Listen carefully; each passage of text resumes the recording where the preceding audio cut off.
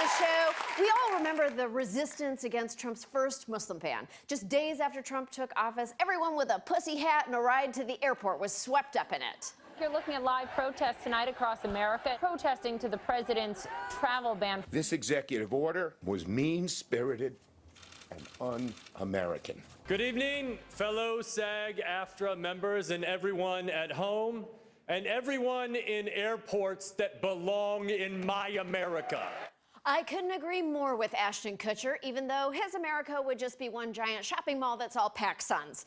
The dollar is dead, your new currency is Von Dutch hats.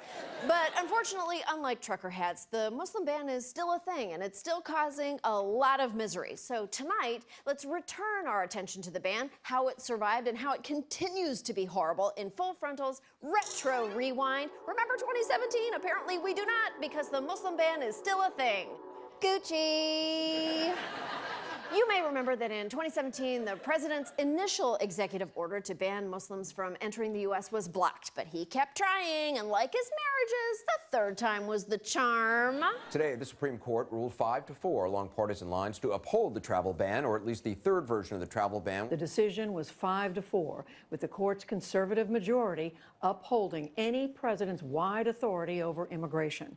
5-4. Nice to know the question of who's allowed in America was swung by a Supreme Court justice who shouldn't have been allowed on the Supreme Court. So why did the court accept Muslim Ban 3.0 faster than a USC accepts a millionaire's daughter? The White House argued its new and improved ban totally wasn't racist because it also banned a whopping 2 non-Muslim majority nations, including North Korea. That might sound great since it potentially meant we could ban the return of Dennis Rodman, but throwing in a couple non-Muslim countries doesn't make it not a Muslim ban. If a restaurant had a sign saying whites only and also no one with pollen allergies, that's not Jim Crow. But Trump's biggest selling point was his third order's waiver program. Basically, the White House convinced the Supreme Court that Ban 3.0 wasn't anti-Muslim since it allowed anyone in, regardless of their race or creed or Muslimy-ishness, as long as they applied for a waiver. Unfortunately, the White House's robust waiver process is a fraud. For the first 5 months, waivers were issued at a rate of just 2%. The only robust thing about the waiver program is how taut Stephen Miller's neck frills get when he thinks about how many people it turns away. The ban is hurting hundreds of thousands of people who have done nothing wrong. Acceptance of refugees from Muslim-majority countries has dropped by 91%.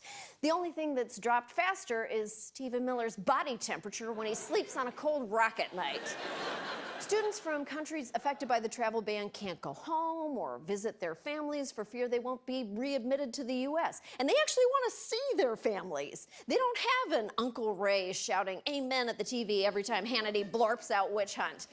They can't leave the U.S. and their families can't enter, so there's nowhere where they can see each other. I mean, almost nowhere. The Haskell Free Library was established more than 100 years ago, and it was deliberately built across the border, across the US-Canada border. The place, by law, it's a neutralized area. It's not Canada, it's not US, or let's say it's both Canada and US. So both residents can go inside of the library without breaking any law. Iranian families are now using the library to briefly reunite, like this PhD student who hadn't seen her parents in almost 3 years. I was just hugging my parents. I can't explain how tough it was, especially about my dad. He started smelling me and he was like, I missed your smell. So that must have been very moving for everyone except all the old people trying to search for porn on the library computers. The Muslim ban is even keeping married couples apart. A number of citizens of banned countries who are married to Americans have found themselves stranded outside the U.S., unable to reunite with their loved ones. Love torn apart by hate would be an amazing plot for a Nicholas Sparks book, but it is a horrible thing to happen to real people, and it gets worse.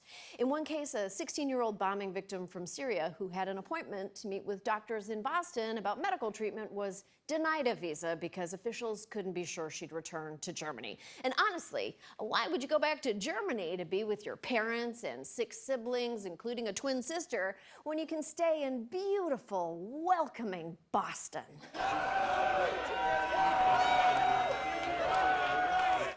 Look, I know it's hard to keep track of all the atrocities happening right now. It feels like every few days there's a new human rights abuse to be protesting. But we can't forget about the Muslim ban. We have to fight it as hard now as we did in 2017. Islamophobia is a global curse. It killed 50 people in New Zealand last week, and now it is enshrined in our own laws. So dust off your pussy hat and dust off your Ashton Kutcher, because we have got more work to do.